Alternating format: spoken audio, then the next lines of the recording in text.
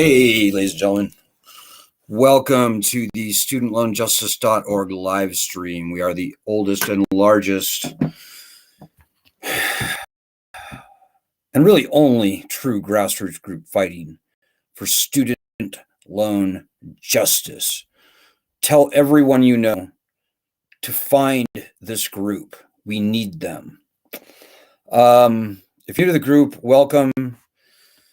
As I said, guys, I think at this point, word of mouth is the only good thing that we have going for us. We are normal people. We don't have $1 million in funding. We don't have any of those things. Well, we have good, smart people. We've been doing this for 18 years now, ladies and gentlemen, and I don't want to be doing this for even another year. A couple of announcements. First of all, guys, please donate. I'm sorry to have to ask. I truly am. We can do what we do on very little funding. But ladies and gentlemen, we cannot do it on nothing. And this year is getting, it's very difficult for us right now. And I can tell you that we live week to week, month to month. And we will... We're going to have to cease operations here if things are like they are in terms of our donations. And that's just a fact, guys. And, it shouldn't be this way. This group is responsible for starting the whole conversation about student loan cancellation by executive order. This group is responsible for all the, albeit lame, things we saw last year with loan cancellation and with getting bankruptcy returned to the debt. And by the way, if you're new to the group, bankruptcy is the most important thing, whether you would ever or never file. We achieved great things last year, and it would be a shame for us to have to fold up our tents and end this 18-year project. But guys, that's kind of what the barrel of the gun that we're looking down right now. So if you appreciate what we do, please donate. I hate asking for money. I'm no good at it, obviously. So please make this easier on me if you would. Another quick announcement. Our film is being featured again. It's being aired on MSNBC on the 15th of January. It'll be in the evening. I don't know what time, maybe 10 p.m., maybe 7 p.m. I don't know. That's good. That's very good. Very strong film. Spread the word about it. You can also watch it on Peacock right now. If you Google Lone Wolves, you can find it. Very strong thing. Third announcement, a lot of announcements today.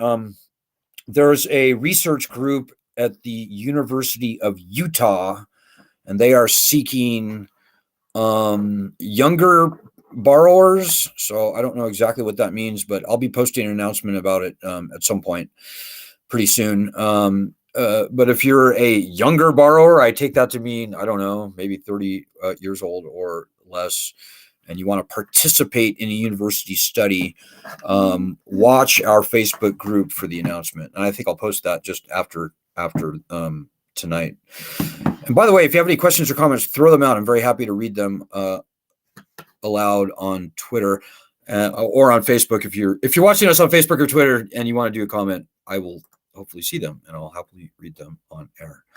A couple other announcements, but I'm just going to put those off for now. I'm going to keep this an abbreviated night. I'm just filling in for our fearless co-leader, Ed McKinley in Boston, who is taking a few weeks off. R&R, much deserved, I might add. I'm going to do the same thing here, by the way, in a couple weeks. So today, the Biden administration announced yet another income-driven repayment plan. It is an alternate of what's called the revised pay-as-you-earn program. So it essentially is the revised pay-as-you-earn program. And guys, I literally don't want to talk about garbage nonsense for more than about 3 minutes because it doesn't deserve any more of our or your attention than that. So there are 4 income-driven repayment programs going back to 1995. Income contingent repayment, income-based repayment, pay as you earn, rise pay as you earn. They have all been abject, horrible, astonishing failures. The oldest one since 1995, income contingent repayment. The first of those loans were supposed to begin to be forgiven in 2017. Well, the last I checked, 32 people had qualified for the forgiveness. 32 people. I kid you not. That's out of probably millions of people who tried. And I could say the same thing for all the other repayment programs. They are all cruel jokes, ladies and gentlemen. So here we have today the student loan swamp trotted out yet another doomed to fail student loan income-based, income-driven repayment program. They're revised repay, and it looks attractive, like all the repayment programs look attractive on paper when they roll them out. This one, for example, promises that the 10 years instead of 20 years. It also proposes to significantly decrease the payment from 10% discretionary income to 5%. So that's the top line, and it's all just nonsense, guys. It's only for undergraduate debt, and the real benefit only accrues for people who are less than $12,000. Like, who is that? Like, I don't even think even one person on our group borrowed less than $12,000. The average undergraduate from college leaves school today with $39,000. And by the way, the 10-year thing that they said, 10-year cancellation, that's only if you original loans $12,000 or less. If you borrowed more than $12,000, they add on a year for every $1,000 above $12,000 that you borrowed. So all of a sudden, yeah, we're right back up. I'm just not even going to entertain it any further than that, guys. The joke, all of the income-driven repayment plans are a joke.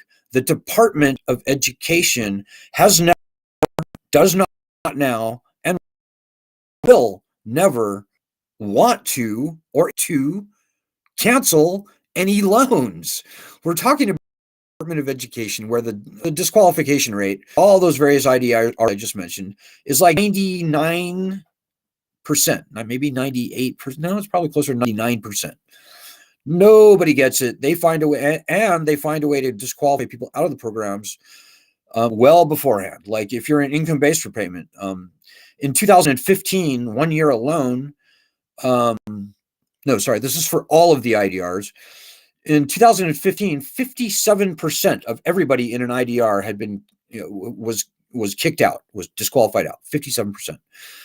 Statistically speaking, even given only a 30% rejection rate per year, which is the last data that I've seen for verifying income, that whole thing that people have to do every year, 30% of the people get booted out every year. Statistically speaking, this is just math. Statistically speaking, with the 30% annual rejection rate, it turns out that the odds of you making it through 20 years are like 0.001%, if memory serves. So that's just math, guys. All of these income-driven repayment programs are cruel jokes, and your life and your livelihood is the punchline.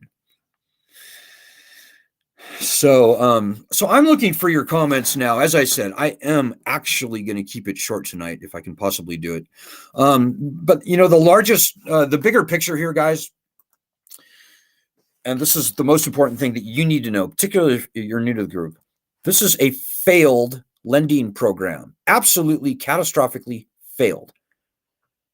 Before the pandemic, 60%, nearly 59.8% of all borrowers had stopped making payments. That was before COVID, guys. Now we've had 3 years to think about it. What do you think? That's 60% non-payer percentage. That's going to go up to 80%, 85%, 90%, maybe. Nobody's paying on their loans, guys. Nobody's going to pay on their, almost nobody. It's failed lending program. And make no mistake, this lending program is unconstitutional. It violates core constitutional rights. Most importantly, most significantly, the right of bankruptcy. The founding fathers called for uniform bankruptcy laws in the Constitution. Bankruptcy rights have been uniquely stripped from student loans. They haven't been stripped like this from any other loans, only student loans. These loans are an abomination, and in my very well-studied opinion, over many decades at this point of looking very closely at this lending program, in my opinion, it is not only unwise, it is unpatriotic at this point to ever pay money into this lending scam again. Do not feed this beast. You paying money into this thing is what keeps this scam going. It's not good for you, and it's definitely not good for the 43 million federal student loan borrowers out there in the country. We need our bankruptcy rights back, ladies and gentlemen. This is the core violation, this core constitutional violation. Nobody wants to file for bankruptcy. It's a terrible thing to have to do. But the founding fathers knew that it was so important. They called for it in the Constitution ahead of the power to declare war and raise an army. And we are not, and this is the most important practical thing I'll have to say to you tonight, we are not going to see anything good happen with this lending program, with your loans. Nothing good will happen unless and until we, the people, get the constitutional leverage of bankruptcy returned to us. And make no mistake, this group here is all for total student loan cancellation. We started that whole conversation. This group and our petition and the 1.2 million people who signed it and the hundreds of thousands of people in our group across our other platforms were the reason that whole thing became something. So we are all for student loan cancellation, but I know, and you should be sort of, even if you don't know anything about student loans, only if you've been paying attention only out of the corner of your eye, you should probably be kind of figuring it out right now that, yeah, all this nonsense we saw from Biden and the Democrats over the past 2 years is just nonsense. It's just nonsense. We will see nothing but nonsense and the continued predatory lending program on your back. That's what will continue to happen as long as the right of bankruptcy remains stripped, remains taken away from us. So whether you would ever or never file for bankruptcy does not matter. We've got to fight for it. And we were very close last congressional session, I might add, but not enough people helped us. Many people helped us. Thousands, tens of thousands of people helped us. Not nearly enough people did. And if you didn't, then you need to turn over a new leaf if you don't want to spend the rest of your life conquered and essentially enslaved by this debt. So I'm looking for your comments right now, guys. We're still kind of waiting for the dust to settle. We've finally got a new speaker in the House. We're looking at the right strategy to go forward. A few names rise to the top of people that we need to push very hard. Hopefully you know about the Democrats from last session. Those people are mud as far as I'm concerned right now. Important Republican, and by the way, this is a very non-partisan group. We can't stand either party. So whatever your political leanings are, whether you're Republican or independent or Democrat, very welcome in this group. But people who are going to become important this year are people like Republicans Jim Jordan, House of Representatives, Ohio. I think people like Matt Gaetz, Republican, Florida, will be important. On the Democratic side, people who will remain important, despite the fact that they blatantly betrayed us last session. Dick Durbin, Chuck Schumer, David Cicilline, and quite frankly, everybody in Congress remains important to us. So, okay, I'm just going to look for your comments now. You know, I see this stuff like what Biden rolled out today, and I just shake my head, guys. It's just rearranging deck chairs on a sinking ship. The lending system is just it's a catastrophe, guys. It's an abomination. And the most important practical piece of advice I have for anybody out there, you should bulletproof yourself. If you resume paying on these loans, quite frankly, in my opinion, you're a chump, you're a fool, and you're not patriotic, and you're hurting rather than helping this problem. Lending systems fail from time to time, ladies and gentlemen. Throughout history, this has always been true. Subprime home mortgages failed. Student loans are way more failed than that.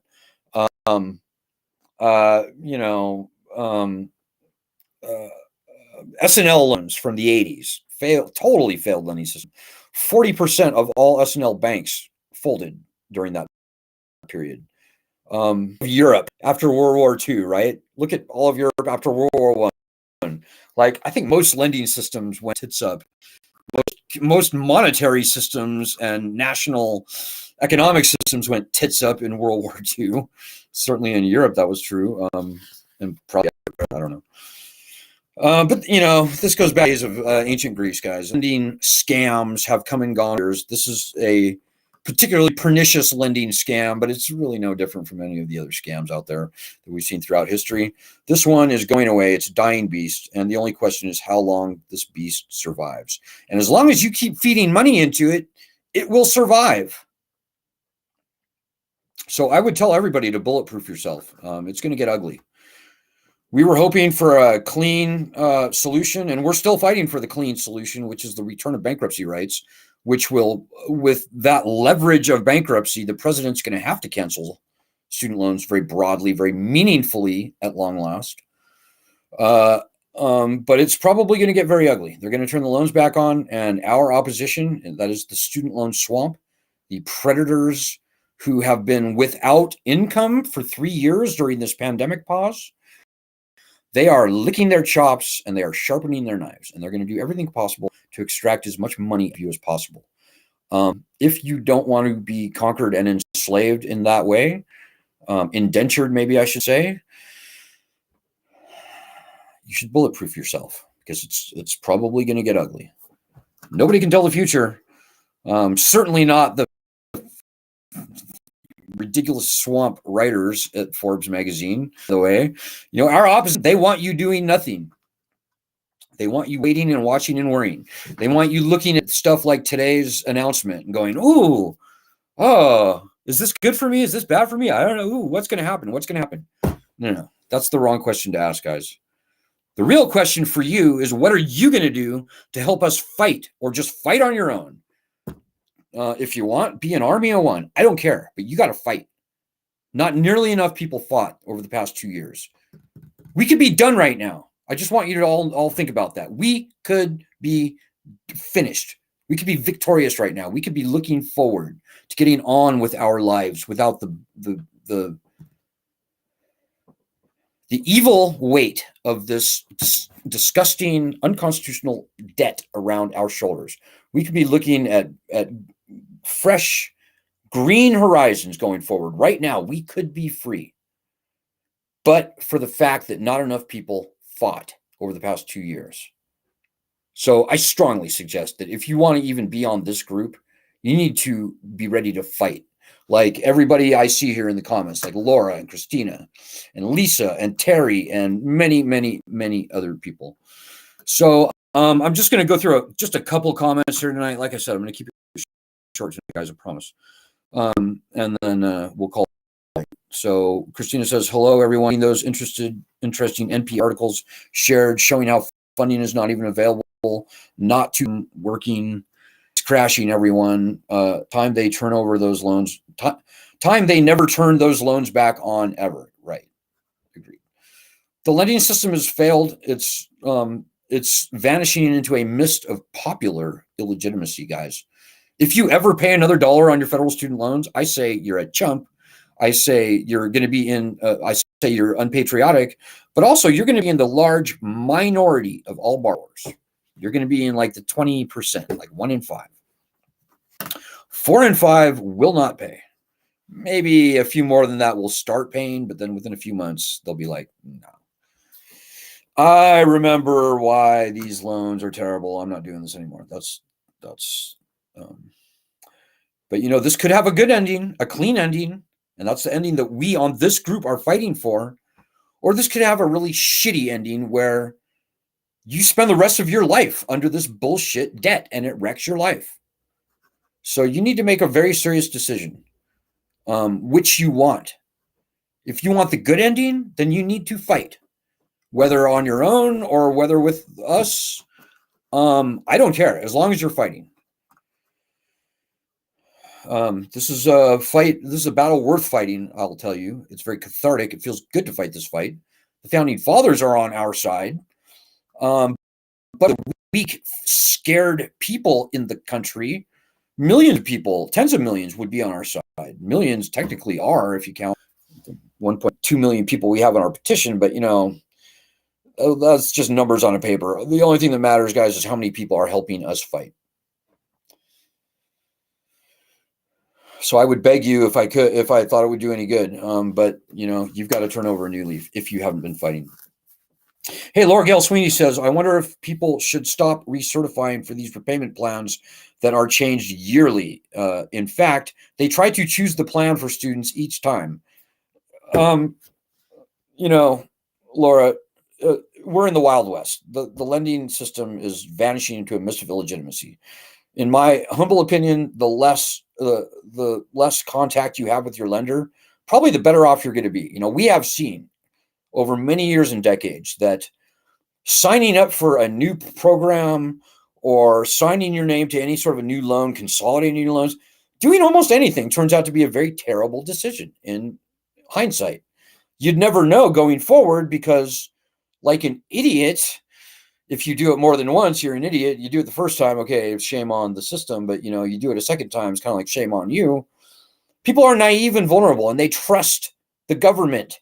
I'm not saying that the government writ large doesn't deserve our confidence. What I am telling you, that the Department of Education, the Office of Federal Student Aid, and their little minions and sycophants that are promoting this program, they are absolutely not trustworthy. They are a bunch of fucking hustlers, thieves, and liars. This federal lending program is essentially based on fraud, deception, omissions. It's fucking unconstitutional. It has no place in our country. Pardon my French. So, all right, guys, I'm getting worked up here. I need to sign off. But just remember, guys, when we stand together, we will put this lending system down where it needs to go. This lending system has become a national threat, and you need to help us. If I knew another group out there fighting this fight, I would join that group, and I would take the banner behind me and throw it in the garbage. There is no other group. We are the group. So for all of our wars and all of our failing, we're just human. We're just human being peoples. We don't do any secret deals. We don't have any secret handshakes. We don't have any secret funding source. We're not trying to sell you on loan consolidation. We're not sitting there saying, oh, this IDR plan is good and this one's not so good. You should do this. No, that's bullshit. The whole entire lending system is finished. And we are honest, and we will stand toe to toe and debate anything that I've said tonight or anything that I've ever said on this issue, quite frankly. And we will prove that point in spades in any public conversation. We have never lost our argument. So we are strong and getting stronger, guys. But at the same time, we are only as strong as you make us. So think about that. And I'm sorry if I couldn't get to your comments tonight, but this is an ongoing thing. We try to do these live streams every night. Tomorrow, I may be back on Thursday. And like I said, I'm kind of filling in for it. I hope and pray that something that I said tonight will sink through to someone out there, because this is not a wait and watch and worry movement. You can't sit on the sidelines and eat popcorn. Your livelihood is being buried as long as you do nothing. So I'll see you guys on Wednesday. Good luck. God bless and Godspeed, everyone. And please, just please donate if you would. I'm sorry to have to ask, but just please do it. Peace.